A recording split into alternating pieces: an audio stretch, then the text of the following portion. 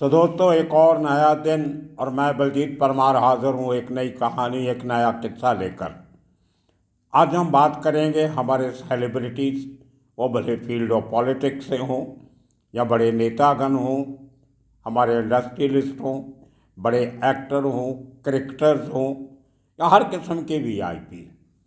जब किसी भी इंटरनेशनल एयरपोर्ट पे पहुंचते हैं तो उनके जो तौर तरीका डील करने का होता है और वो कैसे कस्टम वालों से अक्सर ड्यूटी ना पे करने के लिए, जो उनकी ड्यूटी बनती है, जो हर आदमी को देनी पड़ती है, उसको अवॉइड करने के लिए क्या क्या तरीके अपनाते हैं, कैसे बिहेव करते हैं, उसके कुछ किस्से सुनाएंगे। और उसकी ताज़ा एग्जाम्पल कल सुबह सुबह मुंबई के इंटरनेशनल एयरपोर्ट पे हुई, जहां सुपरस्टार शाहरुख खान को तकरीबन 1.5 घंटा कस्टम ने रोक के रखा, क्योंकि उनके पास 18 कीमती घड़ियां थी जिनके ऊपर कस्टम ड्यूटी डिमांड कर रहा था और शाहरुख खान प्लीड कर रहे थे कि उनके ऊपर ड्यूटी नहीं लगाई जाए। ये कोई पहला मौका नहीं है। हमारे बहुत लंबा समय मैंने जो अपनी नौकरी के दौरान एयरपोर्ट पे लगाया था, जो मैं एविएशन कवर करता था, मुंबई इंटरनेशनल एयरपोर्ट पे के लिए मेरा रेड कार्ड बना हुआ था। पूरा दिन एयरपोर्ट पे रह के अपने अखबार के लिए रिपोर्टिंग किया करता था। तो टर्मिनल तक जाने की हमारे पास परमिशन थी। वो रेड कार्ड उस समय मुंबई के सिर्फ 3 पत्रकारों को मिला था। एक मिस्टर खान थे टाइम्स ऑफ इंडिया के, दूसरे मिस्टर पटाभिनाथन थे पीटीआई के, और तीसरा मैं था इंडियन एक्सप्रेस की तरफ से बलजीत परमार। तो खैर, बहुत करीब से हमने देखा इंटरनेशनल एयरपोर्ट पे क्या क्या होता था, क्या क्या नहीं होता था। एक सबसे बड़ा किस्सा जो मुझे अभी तक याद है, बहुत पुराना किस्सा है। ऋषि कपूर खानदान का उस समय का उभरता हुआ सितारा। 3-4 फिल्में उसकी सुपरहिट हुई थी, नई नई शादी हुई थी और बाहर से कहीं बीवी के साथ घूम के मियाँ बीवी दोनों मुंबई एयरपोर्ट पे लैंड करते। मिस्टर PJR शेखर, मुझे अभी तक याद है, वो असिस्टेंट कमिश्नर थे और AIU के इंचार्ज थे, एयर इंटेलिजेंस यूनिट, जो मुंबई एयरपोर्ट पे काम करती। उसके बहुत से लोगों ने बहुत काम किया। आपने एक नाम बहुत सुना होगा, समीर वानखेड़े। ये वही समीर वानखेड़े हैं जिन्होंने पिछले दिनी कुछ महीने पहले शाहरुख खान के बेटे को पकड़ा था एक ड्रग केस में, क्योंकि आजकल उस समय वो एनसीबी में थे। एनसीबी में पोस्टिंग पे गए थे, डेपुटेशन पे कस्टम से, एक्साइज से। तो समीर वानखेड़े ने भी एयरपोर्ट पे बहुत काम किया है। तो वो जो एयर इंटेलिजेंस यूनिट है, वो इसी काम के लिए बनाई जाती है, एवेजन ऑफ ड्यूटी और स्मगलिंग रोकने के लिए। तो ऋषि कपूर को AIU ने रोका। उसके पास से मुझे याद है 3-4 ट्रालियाँ भरी हुई थी, सूट केस, अटैची केस, बैग, हैंड बैग, वो लूज थैलियाँ सामान की। तो बहुत बड़ा अमला फैला लेके साथ में आया था बाहर से। तो कस्टम ने उसको एक डिक्लेरेशन फॉर्म दिया कि आपके पास जो ड्यूटीएबल आइटम्स हैं वो उनका ब्यौरा यहाँ पे भर दीजिए। तो ऋषि कपूर ने पूरा फॉर्म भरा और साइन कर दिए। PJR शेखर ने उसको 3-4 बार बोला कि मिस्टर ऋषि कपूर, आप शायद कुछ डिक्लेयर करना भूल रहे हैं, आप याद कीजिए, कोई ऐसी आइटम आपके पास तो नहीं है जिसके ऊपर आपकी ड्यूटी देनी बनती है। तो 3-4 बार बोलने के बाद भी ऋषि कपूर ने कहा, नहीं, ऐसी कोई आइटम नहीं है, आप मुझे हरास कर रहे हो, मुझे तंग कर रहे हो आप, हम फिल्म स्टार हैं, इसलिए आप अपनी इम्पोर्टेंस दिखाने के लिए हमें छोटा दिखाने की कोशिश कर रहे हो। तो ये बात PJR शेखर को भी बुरी लगी। उन्होंने कहा कि ठीक है, आप एक बार और पढ़ लो अपनी स्टेटमेंट, आखिरी मौका आपको देता हूँ, कुछ आपने ड्यूटीएबल आइटम जो छुपाई है वो बता दो, ठीक है, नहीं तो फिर हम अपना अगली कार्रवाई करेंगे। तो ऋषि कपूर ने फिर मना कर दिया कि मेरे पास कुछ नहीं है। तो देखिए, बड़ी हैरानी की बात है, हम सब लोग थे वहाँ पे, तीनों रिपोर्टर थे, हम खड़े थे, VIP का मसला था। तो हमारे सामने PJR शेखर ने ऋषि कपूर को बोला, आपके हाथ में जो घड़ी बांधी हुई है इसको उतार के रख दीजिए। इतनी बार बोलने के बाद भी आपने घड़ी डिक्लेयर नहीं की। वो रोलेक्स की घड़ी थी उस ज़माने की, सबसे महंगी। तो ऋषि कपूर हैरान रह गया एकदम, कि अब छुपा भी नहीं सकता, बोल भी नहीं सकता। डिक्लेरेशन फॉर्म में उसने डिक्लेयर नहीं किया। तो वो घड़ी के ऊपर उस ज़माने में मुझे याद है कोई 1 लाख के ऊपर की ड्यूटी लगी थी। अब इतना पैसा कैश ऋषि कपूर के पास था नहीं, तो उसने वहाँ से फ़ोन करके, लैंडलाइन फ़ोन हुआ करते थे, अपने किसी रिश्तेदार को फ़ोन किया। वो पैसा आया, सरकारी खाते में जमा कराया गया, उसकी रसीद दिखाई गई। तकरीबन 3.5-4 घंटे के बाद ऋषि कपूर से ड्यूटी अमाउंट रिकवर करके उसको छोड़ा गया। और वो मुझे याद है अभी तक, मैं वो बात पता नहीं भूल गया। ड्यूटी भरने के समय ऋषि कपूर रो रहा था, आंखों में आंसू गिर रहे थे। ये नहीं कि रोने वाला था, जो शक्ल रोने वाली थी, असल में रोया। इतने बड़े लोग, इतना पैसा कमाने वाले लोग, जब सरकार को कोई पैसा देना होता है तो वो रोना निकल जाता है। उसी किस्म की दूसरे हालात, एक इंसिडेंट कल सुबह सुबह हुआ। आज के दिन के फिल्म इंडस्ट्री के बड़े सुपरस्टार में से एक शाहरुख खान शारजा से एक प्राइवेट चार्टर्ड प्लेन में आते हैं। पूरा अमला फैला उनके साथ। शारजा में कोई इंटरनेशनल बुक फेयर था, जिसमें उन्होंने कुछ नामचीन फिल्म इंडस्ट्रीज़ को भी कोई आदर मान सम्मान दिया था। उनमें शाहरुख खान को भी कोई अवार्ड दिया गया, कोई प्रमाण पत्र दिया गया, कोई सर्टिफिकेट दिया गया। तो वो फंक्शन अटेंड करने के बाद जब शाहरुख खान मुंबई एयरपोर्ट पे उतरते हैं, टर्मिनल 2 पे उनको लाया जाता है, उनका प्राइवेट प्लेन वीआईपी एरिया में छोड़ के। तो जब उनको कस्टम के एनक्लोजर में लाया जाता है तो वही फॉर्म उनको दिया जाता है, क्या बाहर से आए हो, आप डिक्लेयर कर दीजिए आपके पास क्या क्या है जिसके ऊपर आपको लगता है कि ड्यूटी देनी बनती है।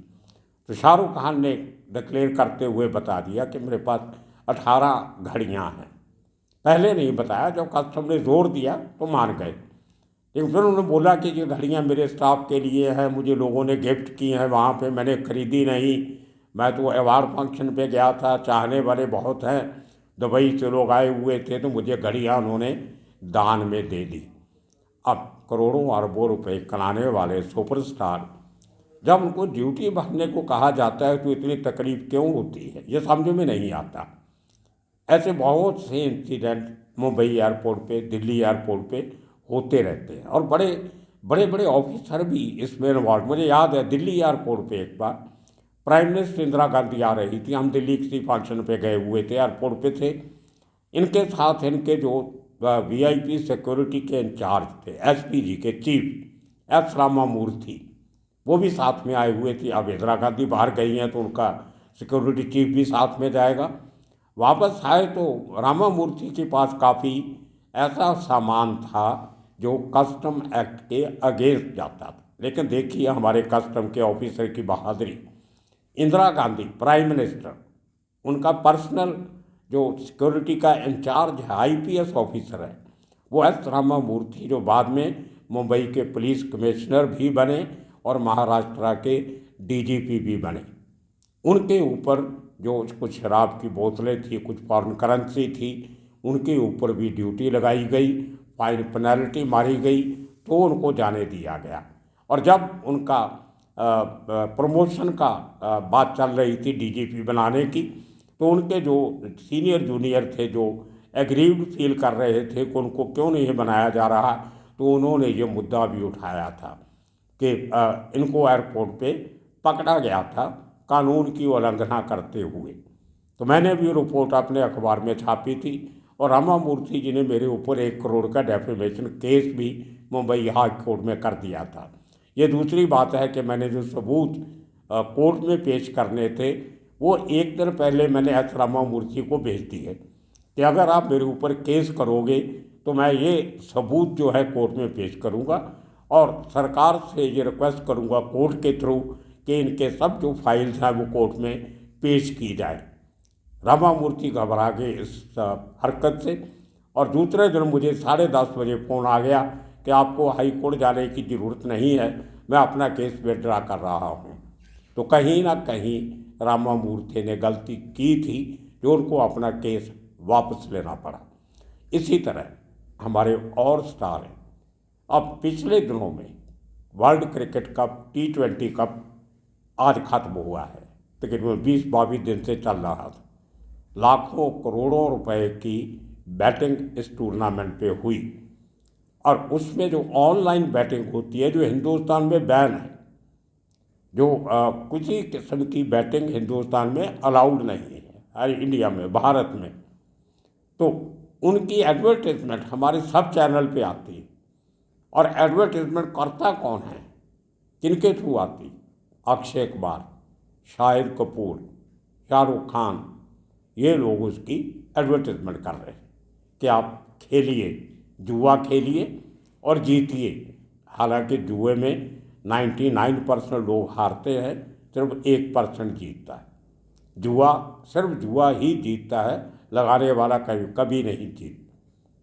2 दिन पहले गुजरात में अहमदाबाद में एक शख्स जो ऑनलाइन बैटिंग सिस्टम चला रहा था, उसका भांजा, देखिए कितनी हैरानी की बात है, एक आदमी जो जुआ खिला रहा है उसका अपना भांजा 35 करोड़ रुपया हार जाता है।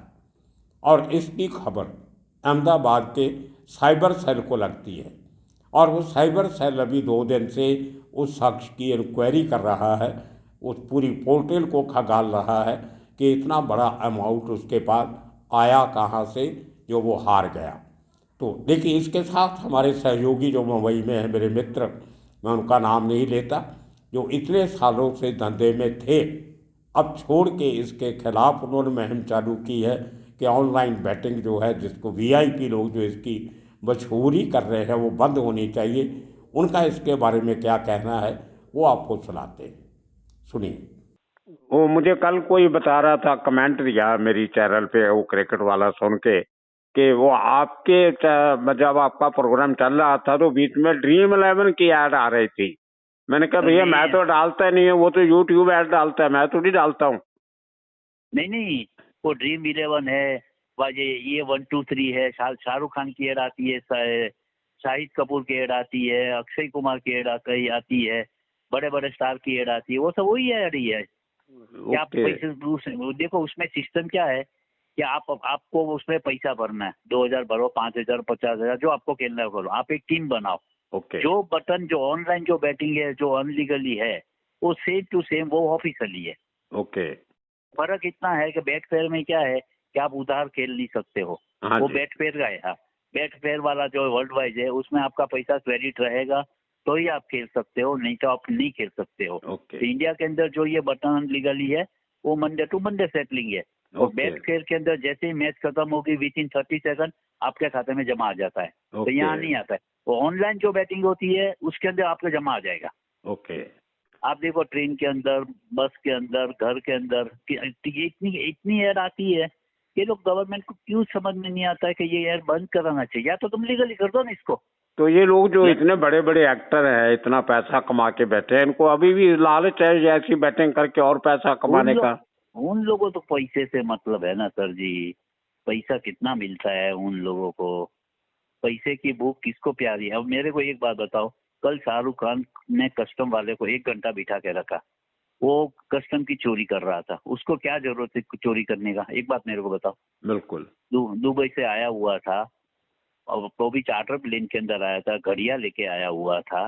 उसको कस्टम की चोरी करने की क्या जरूरत है? बिल्कुल। उसके बाद पैसे की कोई कमी है क्या? फिर भी 1 घंटा वहां बहस की कस्टम वालों के साथ के मुझे छोड़ दो, ये वो सब ड्यूटी बचाने। मगर ये अच्छा नहीं लगता ना ये चीज। तुम इतने बड़े स्टार हो, पब्लिक के नजर में तुम्हारी क्या इमेज हो जाती है? बिल्कुल। तुम घड़ी 25 लाख की पैरो के 5 करोड़ की पैरो, जो गवर्नमेंट की ड्यूटी है, सेम ड्यूटी है, और कस्टम का जो स्लेब के हिसाब से वो ड्यूटी भर दो, तुम खत्म हो गई बात। बिल्कुल। तो उसमें भी चोरी करके जा रहे हो। पता नहीं, मैं एक बार पहले ऋषि कपूर को भी पकड़ा था एयरपोर्ट में, मुझे याद पकड़ा गया था। और ये भी पकड़ी गई थी प्रियंका, ये प्रियंका चोपड़ा। बड़े बड़े स्टार जो है, पहचान रहती है कस्टम वालों से, निकल जाते हैं। कोई कस्टम ऑफिसर कर समीर वानखेड़े जैसा रहेगा, हाँ, वो नहीं जाने देगा। बिल्कुल हर ऑफिसर तो चोर नहीं है ना, कुछ तो बिल्कुल ईमानदारी भी बची है ना अभी भी। बिल्कुल। ये इसको तो पीजेआर शेखर ने पकड़ा था, ऋषि कपूर को। हाँ, तो उस जमाने में 2.5 लाख की घड़ी लाया था उसका, फिर ड्यूटी व्यूटी भर के फिर छोड़ा। ये अभी समीर वानखेड़े था, उसने तो अब शाहरुख खान को भी पहले पकड़ा हुआ है। शाहरुख खान दूसरी बार पकड़ा गया ये। ओके। उस टाइम भी शाहरुख खान को पकड़ा था समीर वानखेड़े, जो बॉम्बे का बाद में ये हाँ नार्कोटिक कंट्रोल का ये बना था ना चीफ, जिसने हाँ शाहरुख हाँ खान के लड़के को पकड़ा था। हाँ जी हाँ जी। हाँ, वो अब क्यों ऐसा करने का? पता नहीं, इतना पैसा है फिर भी ड्यूटी देने से डरते हैं। ड्यूटी देने से करते हैं, वो भी रोलेक्स की घड़िया। सचिन तेंदुलकर ने भी तो गाड़ी लाया था, उसके लिए ड्यूटी वेवर मांगा था उसने कि ड्यूटी नहीं देनी पड़े, गाड़ियां नाम में क्या मिली इतना थी कोई। पैसा है? एक गरीब आदमी अगर 2 बोतल लाएगा, तीसरी बोतल लेगा तो बोतल कस्टम वाला ले लेता है। हाँ आज ऑफिसर ही अलाउड, 2 बोतल अलाउड है ना कोई हाँ, भी लिकर की। पता नहीं एक ही, आजकल तो शायद एक ही अलाउड है, 2 भी नहीं करते मेरा ख्याल। नहीं, 2 है, 2 है, 2 ओके। अभी भी 2 ही है। आप तीसरी लेके आओगे तो वो ले लेके आए, कौन आर्गुमेंट करेगा उनसे? बिल्कुल और शाम को इतनी कितनी बोतलें जमा होती है? बिल्कुल वो जाती कहाँ है? बाजार में ही जाती है ना आखिर तो। बिल्कुल बिल्कुल। ये करप्शन ने तो क्या अभी ठीक है। और बताइए सर। बस ठीक है, बढ़िया जी, हाल चलाते हैं, लगाते हैं sir. Okay sir, okay, thank you. Thank you. तो दोस्तों, आपने सुना कि इस पूरे चक्रव्यूह के जानने वाले, ये जो एक बहुत बड़ी धोखाधड़ी देश के नौजवानों के साथ हो रही है ऑनलाइन बैठक के थ्रू, वीआईपीज़ के थ्रू, जो इस किस्म के इलीगल काम को प्रमोट करते हैं। किसके लिए? पैसे के लिए। इनको एडवर्टाइजमेंट करने का पैसा मिलता है। हमारे सबसे बड़े सुपरस्टार हैं अमिताभ बच्चन साहब। हिंदुस्तान में कोई ऐसी प्रोडक्ट नहीं है जिसका इश्तेहार अमिताभ बच्चन जी ने ना किया हो। दांत मंजन से लेके गंजे सर पे बाल उगाने के तेल तक की, गधों को देने वाली खुराक, कुत्तों को देने वाली खुराक, बकरियों को देने वाली दवाइयाँ, मुर्गियों को देने वाली दवाइयाँ के अंडे ज़्यादा दें, एक कोई ऐसा फील्ड नहीं है जिसका इश्तेहारबाजी हमारे सुपरस्टार ने नहीं की हो। इतना पैसा होने के बाद भी इनको पैसे की भूख रहती है। गलत कामों का प्रचार भी करते हैं और इनके ऊपर रोक लगनी चाहिए, जैसे मेरे इस मित्र ने बताया आपको कि ये धंधा बंद होना चाहिए। आने वाले समय में, दिनों में इसी किस्म के और किस्से कहानियाँ लेके फिर हाजिर होंगे। तब तक के लिए आप सबका बहुत बहुत शुक्रिया, धन्यवाद।